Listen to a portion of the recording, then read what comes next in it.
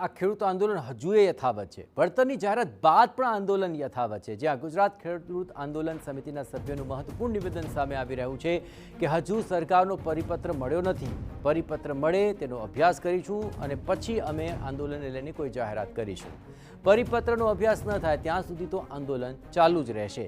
જેતપુરમાં ખેડૂત આંદોલનનો આજે 17મો દિવસ છે અને જ્યાં સુધી વળતર અંગેનો પરિપત્ર ન મળે ત્યાં સુધી આંદોલન ચાલુ રાખવા ખેડૂતો મક્કમ છે।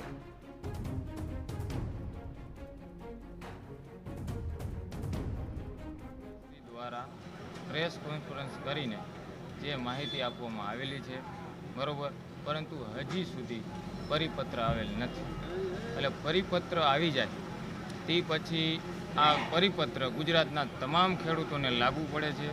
એટલે તમામ ખેડૂતો એનો અભ્યાસ કરશે, અભ્યાસ થઈ જશે પછી સાથે મળીને ખેડૂતો નક્કી કરશે કે આગળ શું કરવું।